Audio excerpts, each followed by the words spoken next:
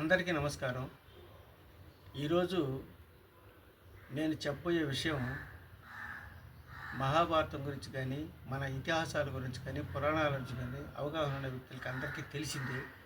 అయినప్పటికీ ఇందులో దాగి ఉన్న ఒక నైతికత నాకు చాలా నచ్చింది కాబట్టి ఈ విషయాన్ని మీకు తెలియపరచాలనుకుంటున్నా. ఈరోజే నాకు ఈ విషయం తెలిసింది. ఉదయం వాకింగ్ చేసేటప్పుడు మా స్నేహితులు ఒకరు నాతో మాట్లాడుతూ మహాభారతం గురించి చర్చ వచ్చింది. ఆ చర్చలో వస్తూ భీష్ముడి గురించి ప్రస్తావన వచ్చింది. భీష్ముడి పాత్ర మహాభారతంలో చాలా విశిష్టమైనది, విలువైనది, నైతికతతో కూడుకున్నది, గౌరవంతో కూడుకున్నది, అత్యంత విలువైన పాత్ర. అలాంటి పాత్ర తుది క్షణాల్లో తాను తనువు చాలించే సమయంలో నరకయాతన అనుభవించి చనిపోయాడు అనేది ఈరోజు చర్చ అంది.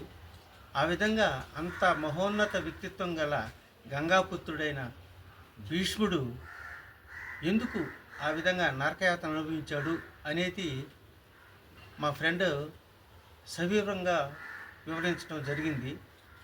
కారణం ఏంటంటే, నిండు సభ జరుగుతుంది, కౌరవులు పాండవులు సభలో ఉన్నారు. అంతేకాకుండా కౌరవ కురువృద్ధులు దోరుడు, అశ్వత్థామ ఇలాంటి వాళ్ళు కూడా ఉన్నారు. భీష్ముడు వాళ్ళతో పాటు ఉన్నాడు. పుర ప్రజలు ఉన్నారు. వీళ్ళంతా ఉండేటప్పుడు దుర్యోధనుడు దుశ్శాసనుని ఏకవస్త్రధారి అయిన ద్రౌపదిని నిండు సభకి రమ్మంటాడు.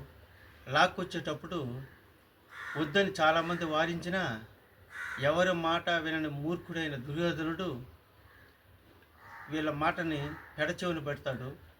అలాంటి సమయంలో ఇతను మన మాట వినడు అని చాలామంది సభికులు, పౌరులు, పుర ప్రముఖులు, అదేవిధంగా ద్రోణుడు, అశ్వత్థామ ఇలాంటి మహామహా వ్యక్తులంతా సభ విడిచి వెళ్ళిపోతారండి. కానీ భీష్ముడు అక్కడనే ఉంటాడు. కానీ దుర్యోధనుడిని వారించిన వినడు కాబట్టి మౌనంగా ఉంటాడు. కొంతమంది పుర ప్రముఖులు, పౌరులు కూడా ఆ సభలో ఉంటారు. ఉన్నప్పటికీ ద్రౌపదిని లాక్కొచ్చే సమయంలో ద్రౌపది యొక్క వస్త్రం అటు ఇటుగా ఉన్న సమయంలో చాలామంది అందరూ కళ్ళు మూసుకుంటారండి. కానీ భీష్ముడు మాత్రం కళ్ళు తెరిచి ఏం జరుగుతుందని చూస్తాడన్నమాట.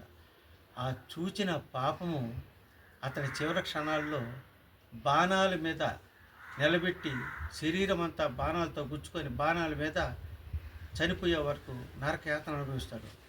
ఇది ఓన్లీ కళ్ళతో చూసిన దానికి ఏర్పడ్డ ఒక విషాదకరమైన విషయం అంటారు మహోన్నత వ్యక్తికి. అప్పుడు శ్రీకృష్ణుడు పోయి అడుగుతాడు, మీ చివరి కోరిక ఏందని. దాహం అంటాడు ఒకే మాట. అప్పుడు ఎవరో నీళ్ళివ్వకపోతే అర్జునుడు వారించి అంతటి మహావ్యక్తి కన్ను చూపు తెరిచి చూసిన దానికి ఇలాంటి పాపాన్ని అనుభవిస్తున్నాడు ఈ జన్మలో ఇక్కడనే. కాబట్టి అని గంగాదేవిని తన బాణాలు ప్రయోగించి బయటికి తీసుకొచ్చి నీళ్లు తాపిస్తాడండి. అప్పుడు వాళ్ళు అతని పాప పరిహారం అవుతుంది. అక్కడ తనువు చాలిస్తాడండి. ఇది కేవలం ఏంటంటే దీంట్లో నిగూఢంగా నిక్షిప్తమై ఉన్న ఒక నైతికత గురించి తెలియపరచాలనే ఉద్దేశంతో నా ఫ్రెండ్ ద్వారా నాకు నచ్చిన చాలా విషయం తెలిసింది కాబట్టి ఈ విషయాన్ని మేము ముందుస్తున్నాను. అందరూ షేర్ చేయండి, లైక్ చేయండి, సబ్స్క్రైబ్ చేయండి. నమస్కారం.